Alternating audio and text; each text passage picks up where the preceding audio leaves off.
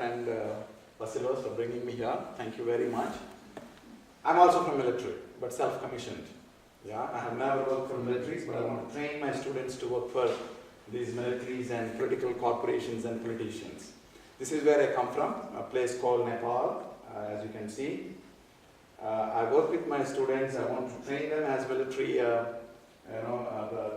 the intellect and the capacity, so that we can deal with the issues that social work is facing.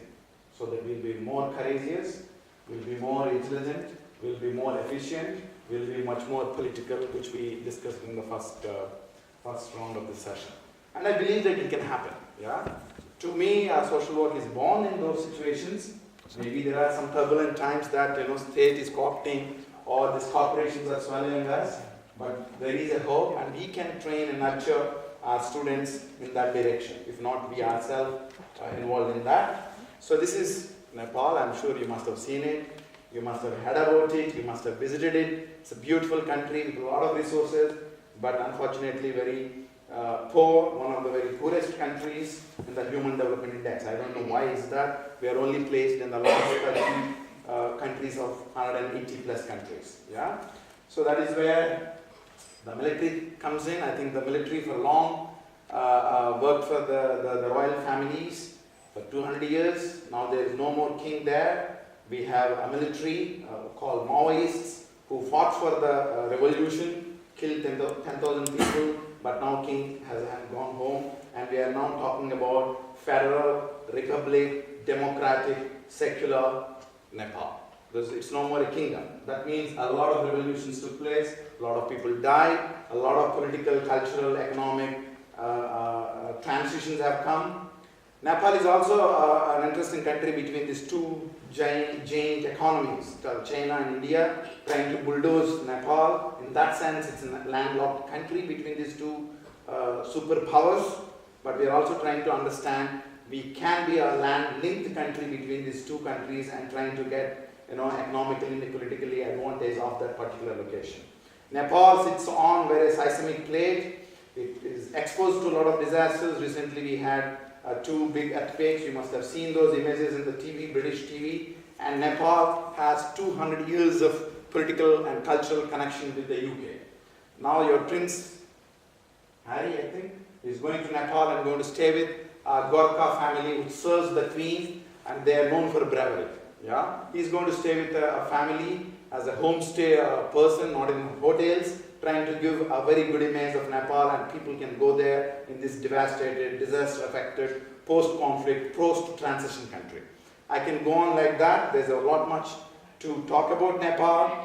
You see people in the high hills, away from all these modern technologies. You also see people, 20% of Nepal, which has all those internet technologies, ICTs, vulnerable to all this westernization or the benefits and the limitations that comes with that. So we have a huge paradigm here.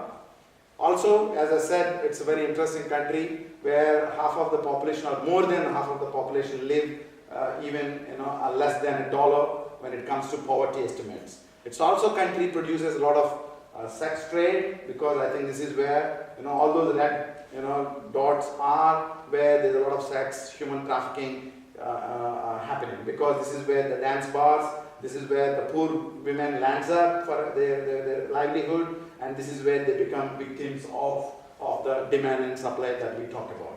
So in that sense, again, it offers a lot of interesting theoretically and conceptually challenging questions for social work.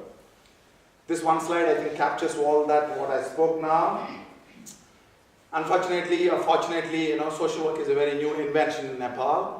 I'm not trying to say that social work is very new. We have social service, social welfare, social cohesion. It's a country where people live together to survive all these natural disasters and human disasters. It's a country where you see people who are cut into pieces in the high hills because they cannot bury them, they cannot burn them, because burying is in the hills, you cannot decompose, you cannot burn them because it's very difficult to have the firewood. So they cut the human beings and give it to the birds there, so which is a natural, So it's not something new, but social work, the professional sense, is originated in 1996, the time that also Maoists took guns to bring the revolution.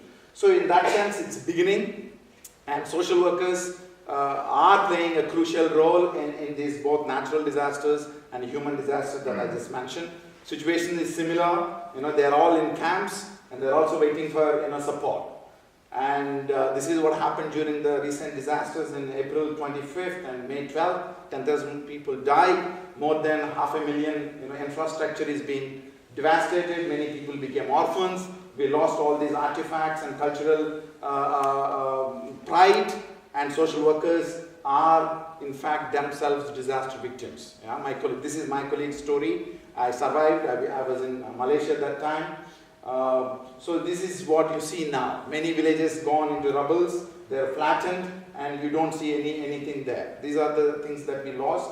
If you go to Nepal, Kathmandu now, you don't see those groups of people now. They are back into their livelihoods and economic and taking care of their families. But we don't have those artifacts anymore. So now we are trying to promote tourism that can support the relics and ruins, not the earlier architecture we have only in pictures now.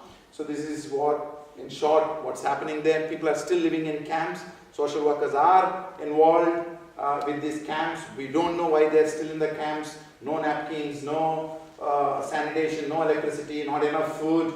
Children are not getting education. Old people are not getting there. So there's a lot of trauma. If you have been hearing this, children are suffering behind these bars. No more, cameras. All cameras have gone. Social workers also are now less in number. So you can see this is the life there. Women are started working in these camps. If you give little, economic support, they're making carpets, they're selling, they're supporting their families. Social work in that sense, this is where my, optimism comes from. Is active and responding to these disasters, helping in their own ways. We may be weak in all these models, but we are very good in understanding people, what they need and what we can offer, the skills that we have learned from. So this is my School of Social Work, 10 years, Prof. Lina and others visited. They are the ones who helped us. In that sense, we could mobilize the international solidarity and support during these disasters, and we did a wonderful work, and I'm very proud of this. This is where I borrowed the Linda Smith's slide. If you look at the social work in Nepal, I'm supposed to talk about the ethical dilemmas, full of dilemmas here. Ethical, political, otherwise. So we are not very oppressive in that sense. We've gone through the oppressive regimes. We are not very coercive because it's not a state control. We are not protected in that sense. Anybody can claim themselves as social workers. Now we are producing about 50 social work graduates in a year. Whereas, I think UK produces 5,000 graduates in 80 universities. Yeah, we have only 5 universities. We are just beginning to, nurture our graduates for 30 million people. So we are somewhere in the institutional and societal reform kind of thing.